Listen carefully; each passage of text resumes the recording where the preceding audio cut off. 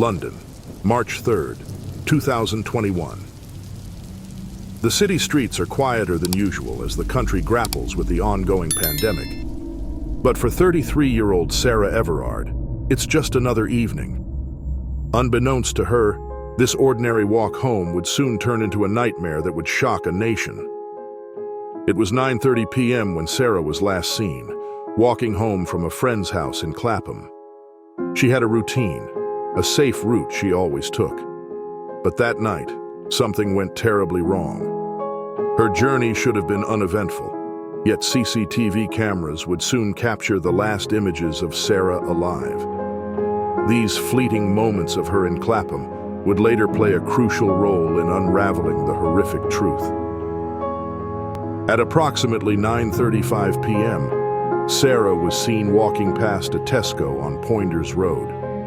This would be one of the last known images of her, captured by the CCTV camera outside the store. When Sarah didn't return home that night, her family and friends immediately knew something was wrong. The next day, they reported her missing, and the search began.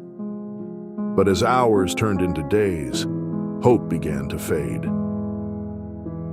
Sarah's disappearance sparked a nationwide search, with police combing through hours of CCTV footage and thousands of tips from the public. But it wasn't until a week later that they would find the lead they desperately needed.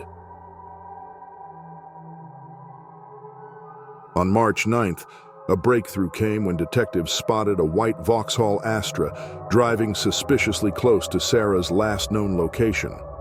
The car, captured by multiple CCTV cameras, belonged to a man named Wayne Couzens, a serving Metropolitan Police officer. Couzens had used his position of authority to stop Sarah, falsely arresting her for violating COVID-19 restrictions. What followed was an unimaginable betrayal of trust. He handcuffed Sarah, placed her in his car, and drove her far out of London. The CCTV footage played a critical role in tracking his movements, leading the police directly to him. On March 9th, just days after Sarah's disappearance, police officers arrived at Wayne Couzens' home in Deal, Kent, to conduct an interview. The visit, initially routine, soon took a darker turn as inconsistencies in Couzens' story began to emerge. So we're here to talk to you about Sarah. I'll show you a picture. Do you know Sarah? I don't know. Sarah went missing on Wednesday, and her parents obviously and her family are really worried about her. So, would you like to? Do you know where Sarah lives? No. No. Do you know anything about what happened to her? I know that she went missing up in London somewhere. About a week ago or so. Just from what I got on the news. You had any interactions with her at all? Why would I have personal interactions with her? Well, it's very difficult because I can't go into a lot of the evidence because obviously that would require, that's not part of what an urgent interview is, okay? This interview is just about trying to find her. Because Sure. she's been missing for a while now. I'm sat in handcuffs and asking me what I know her, so you must have something to say that I know her.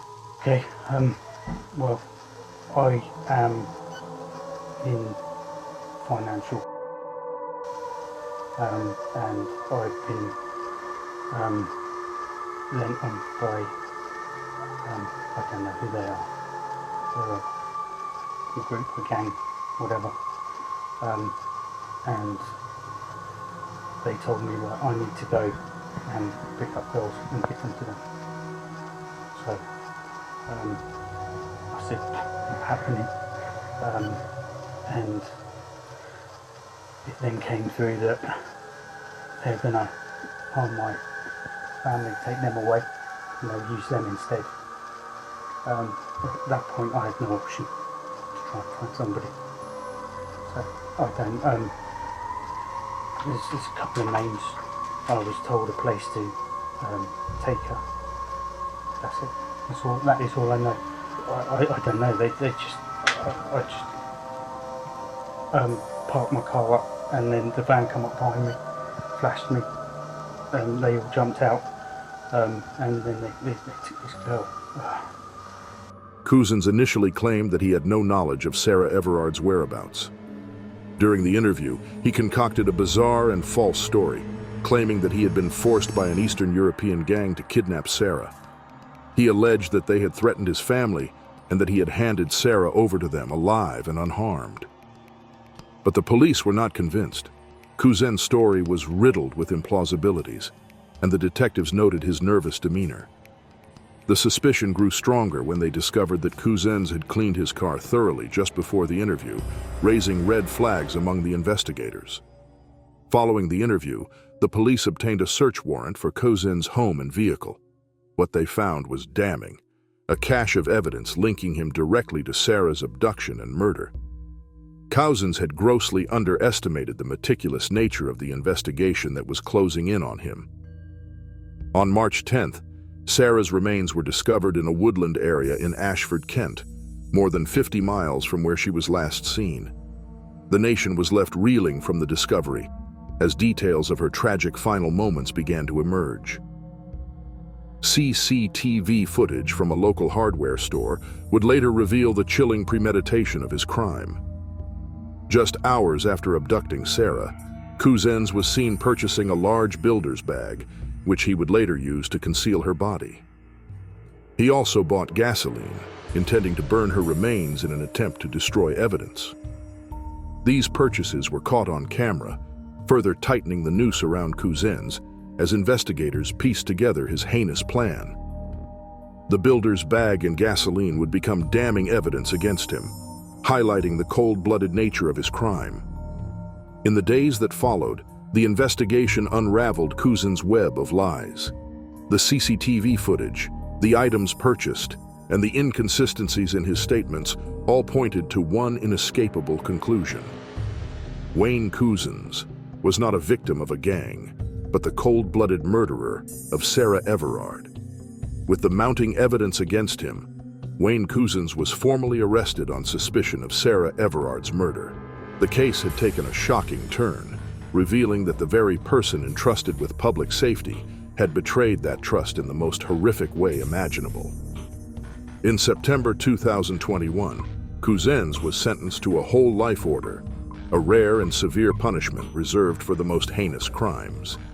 Justice was served, but it could never undo the pain and loss felt by Sarah's family and the community. Sarah's tragic death ignited a wave of protests and vigils across the UK as people demanded greater safety for women. Her name became a symbol of the urgent need for change, a catalyst for a nationwide conversation about violence against women. The outcry led to new measures and initiatives aimed at protecting women in public spaces, but the scars left by Sarah's murder remain deep. Her story is a stark reminder of the dangers women still face, even in what should be the safest of places, our own streets. Sarah Everard was just walking home, a journey she should have made safely.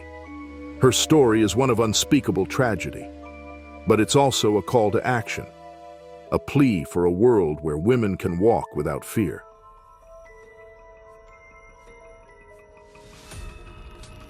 In her memory, we must continue to strive for that world.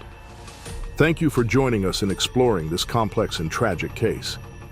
If you found this video insightful, please like, share, and subscribe to our channel for more true crime stories that delve deep into the human experience.